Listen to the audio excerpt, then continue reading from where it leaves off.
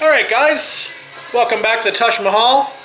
It is Wednesday night, the 28th of February, last day of February, and we are just coming up to 20 to 8, according to the old TV in behind me. Anyway, we're just out visiting the TR250 tonight. We don't really intend on doing any work out here tonight. We're just visiting, and we're having a look at the area where we left off, this big gaping hole down here, and all that rust in behind. And a lot of you had some comments to make on how I should proceed to repair this area, and most of you would like to see me take this rear valance entirely off the car, and I'm not necessarily in disagreement with you. It would be the right way to repair this car for sure.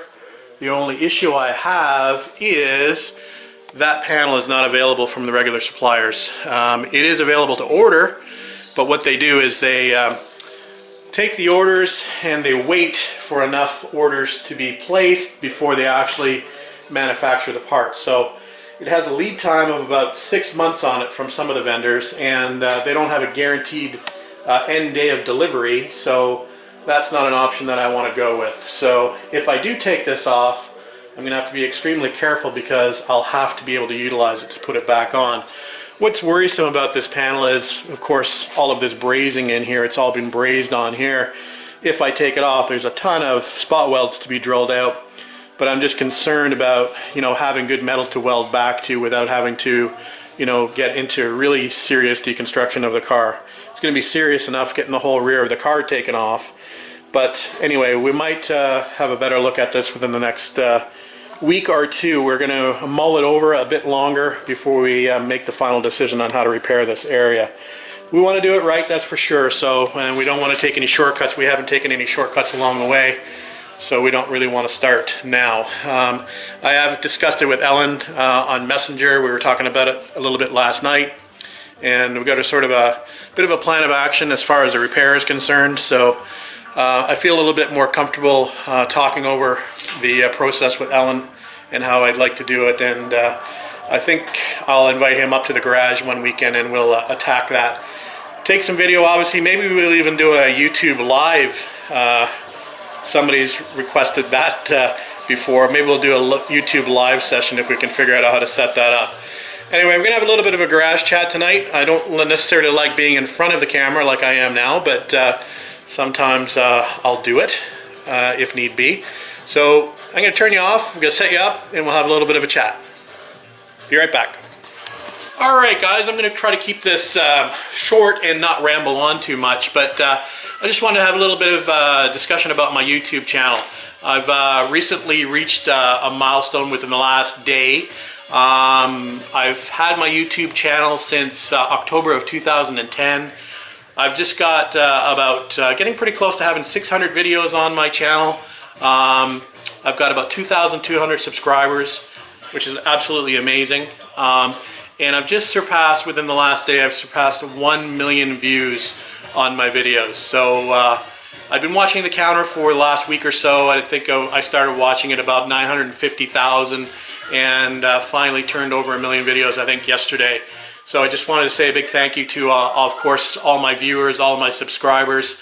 It's been fantastic. I mean, it's been a great way to document my projects and share them with you. And obviously, I've received a lot of positive reinforcement, positive comments from you, the viewers, and that means a lot to me. I've got some criticism as well, and you know what? In some cases, it's been warranted. I've got some great constructive criticism as well. Of course, I'm still learning, and I've got a lot to learn still. And if you think you know everything, you really know nothing. So anyway, thanks very much for supporting the channel and for all your positive comments. So that's the first thing I wanted to say. See, if I was a professional, I'd have one of those little remote thingies so I wouldn't have to keep reaching forward towards the camera. That'll be the next thing I get after this camera dies. Next thing I wanted to do was, and you'll notice that I'm doing these in short segments because I can't really remember what I want to talk about. I have to sort of pause, think about what I want to talk about and then come back here. So that's why I'm doing this in short segments. Otherwise, I'd be doing retakes and retakes, and this would take me all night. So the next thing I wanted to do was a shout out for a YouTube channel. It's a gentleman who I've just been made aware of. I think I'd watched one or two of his videos previously and made a comment here or there, but I've just watched a time-lapse video of these two gentlemen putting a cylinder head back on a TR6 after it being refurbished. So this gentleman's channel, his name is Steve Denton, and I will try to put either a link to a video up here or a link in the description down below, whatever works for me, whatever I can figure out basically.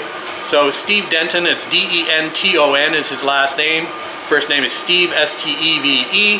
So it's Steve space Denton is his YouTube channel.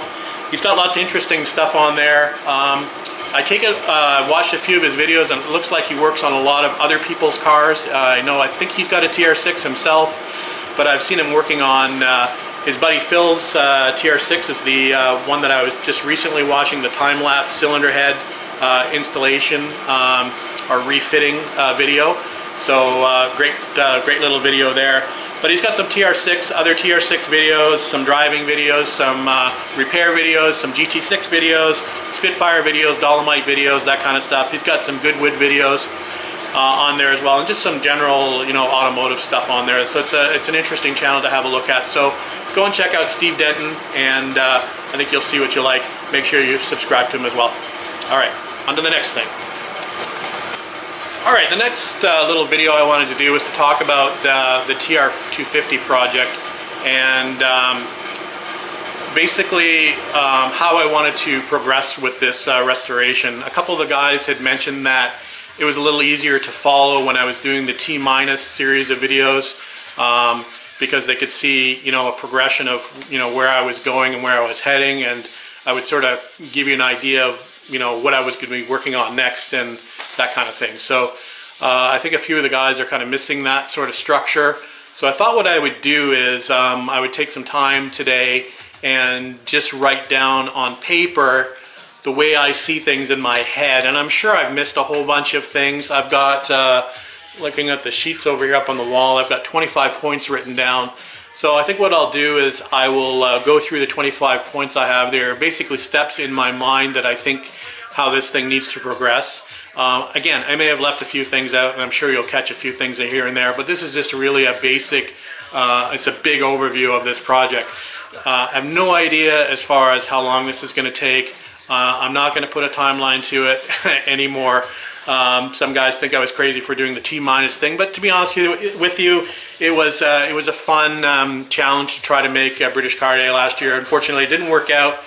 And obviously that's because of what the state of this car was in after I got all the body panels off. It was just absolutely horrible condition. I don't think I've worked on a car that's been worked on more than this car has been in its previous life, and just really poor repairs. So I don't think there's a panel on this car that hasn't been touched at one time or another. So correcting all these little bodged repairs and all this rust repairs obviously has taken a lot more time than I anticipated, and I'm okay with that. Yeah, it blew the timeline, the T- timeline, right out of the water. So anyway, again, I'm not going to put a timeline to finish this project. We're going to continue to have fun working on it. I'm not going to stress about having to get it done. I've got other cars to drive. I do have a social life. So I am going to try to actually do some events that I may have foregone doing last year because I was trying to work hard to get the 250 done. So I'm going to try not to do that this year as much. So again, no timelines for completion for this car. I do have something in the back of my mind that I'd like to be done for, and we'll talk about that towards the end of this video. But really, no timelines, so don't ask me. Let's go look at the list. All right, hopefully you guys are still with me. I know it's a lot of talking. Anyway, we'll try to make this quick. So here's the list. The 68 Triumph TR250 restoration.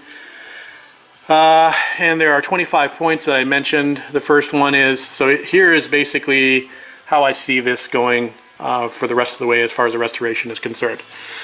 So complete the body tub welding and repairs. So obviously we've talked about that rear valance needs to be worked on and finished. For the most part, I think that's the last major repair to be done on the body tub. There are some small areas that need repair, but for the most part, the body tub is getting pretty close to being done.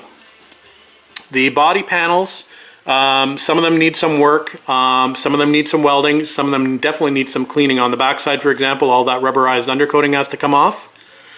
So that will need to be done at some point. So that's point number 2.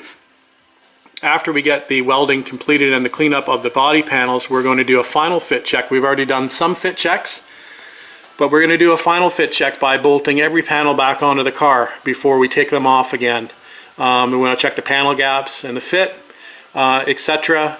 Before we take them off and send the body tub for media blasting. So that's point number 4, and I wrote here 65 Fahrenheit. So 65 Fahrenheit means that's the temperature it needs to be in the garage for me to effectively spray epoxy primer. That means the body tub has to be 65 degrees Fahrenheit and the product has to be 65 degrees Fahrenheit. So I'm a little bit ways away weather-wise to be able to do that in the garage. I do have some heaters, but obviously I don't want to be spraying paint with heaters running. So we've got to be careful with the weather on that one. So it's going to be, weather is going to dictate when I can get the body tub blasted, because obviously if I blast it, I want to get it into epoxy primer fairly quickly so it doesn't flash rust. It is starting to get a little bit more humid out here, so I definitely want to find a time that works where I can get the body tub blasted and into epoxy primer in a pretty short period of time. So, repair the body tub as required. So I'm assuming after the tub comes back from media blasting, it's probably going to open up a few areas that might be weak.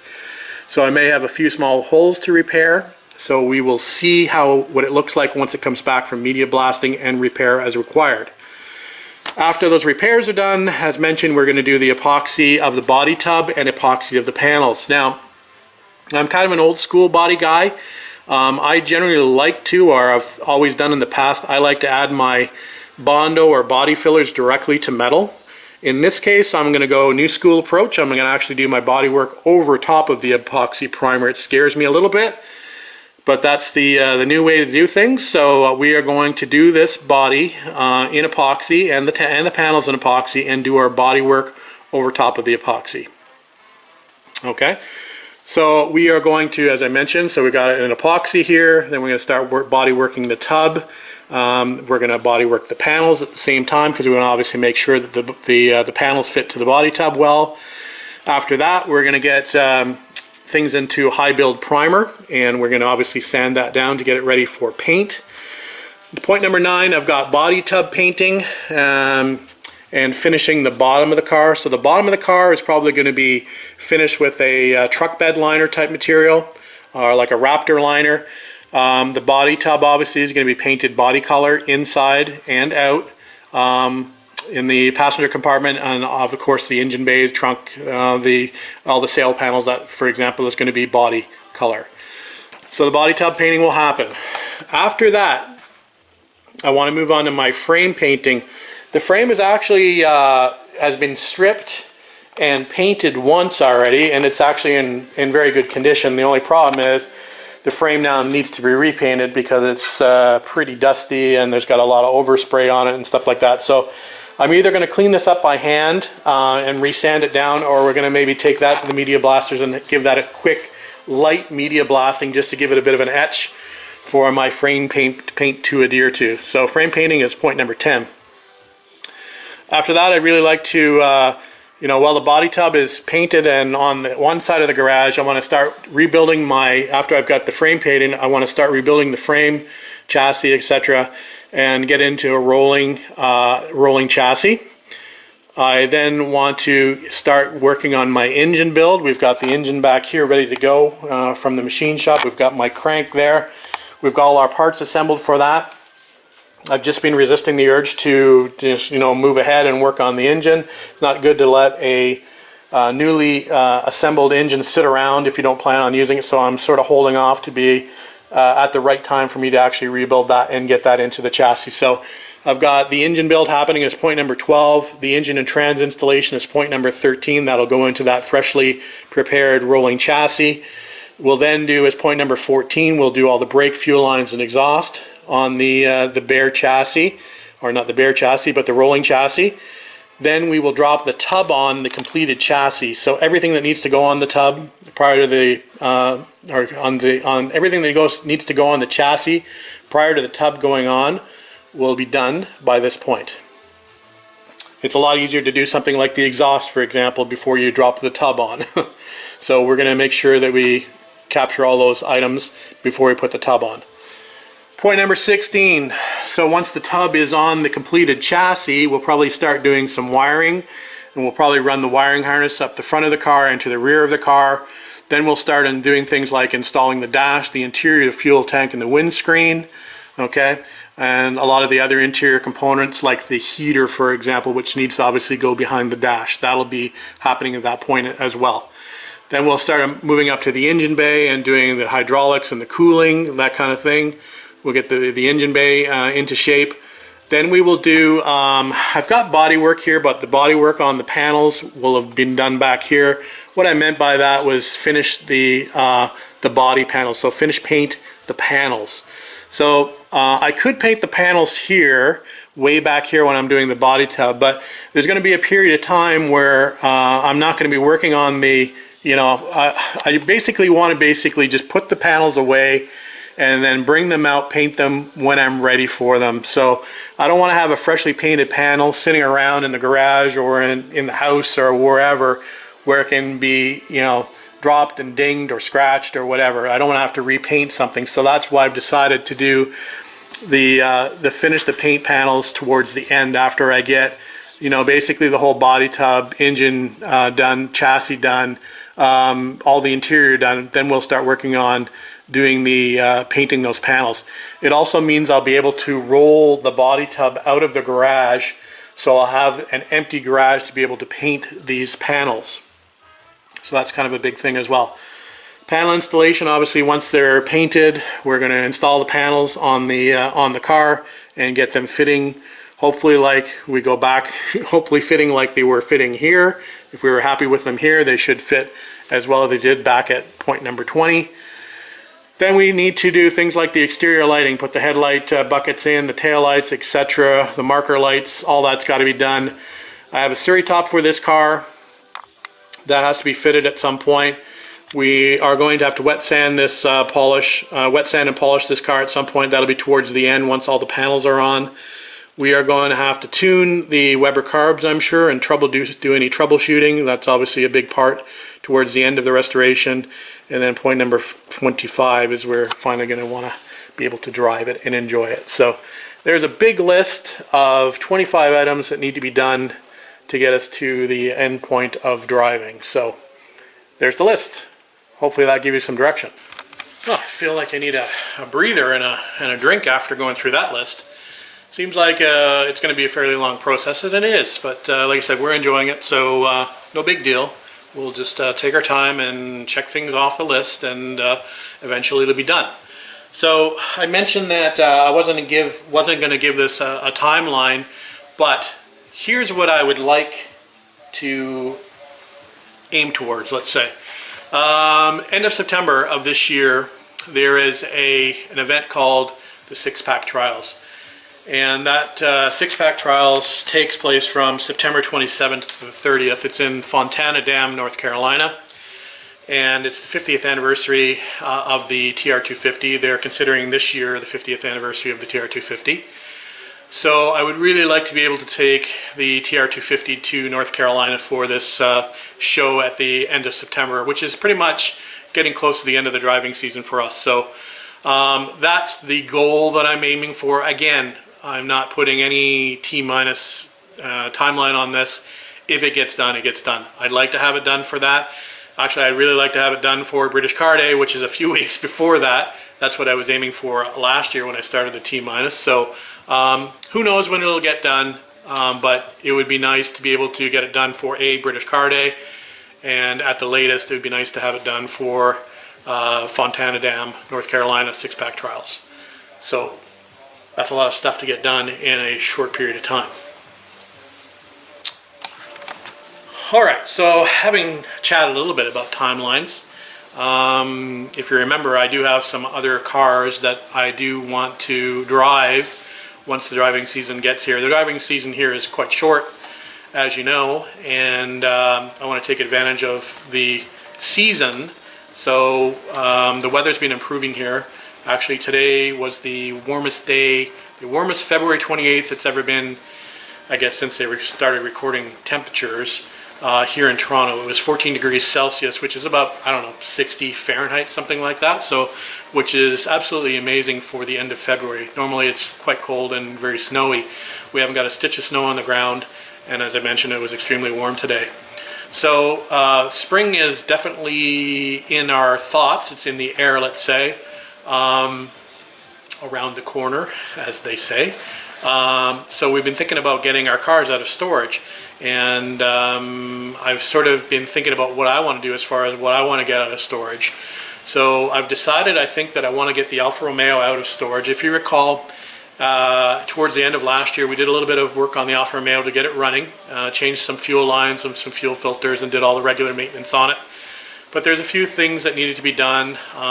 We still need to go back and do a few of the fuel lines. We didn't have the proper fuel lines, so we just bodged something together temporarily. So now we have new fuel lines to put on that. We need to do some work on the exhaust. I finally received after about 3 months the back-ordered exhaust from Italy.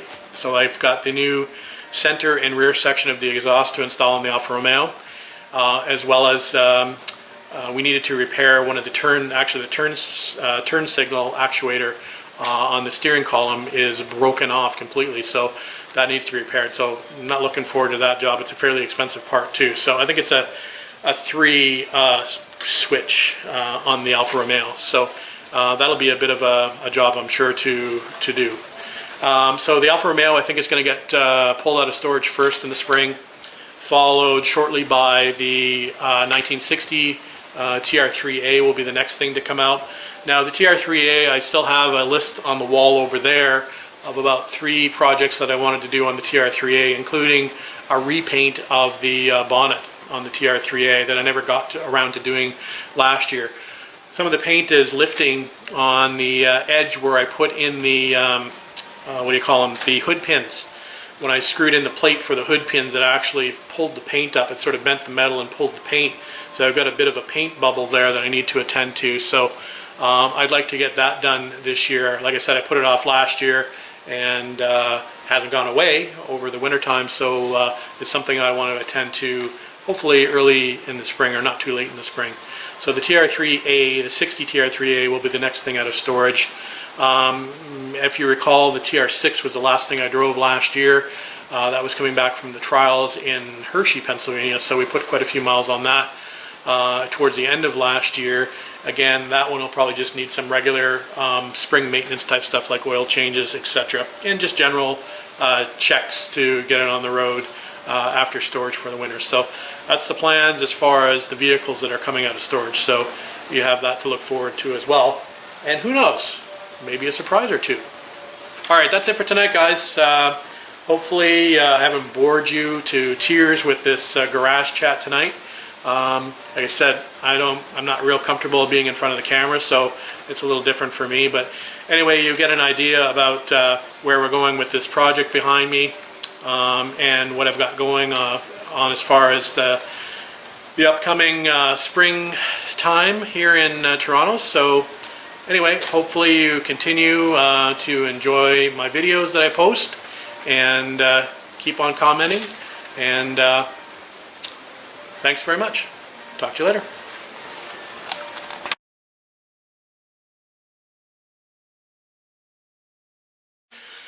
I have to do these in little segments because you know, I'll just end up having to retake all these segments. Blah.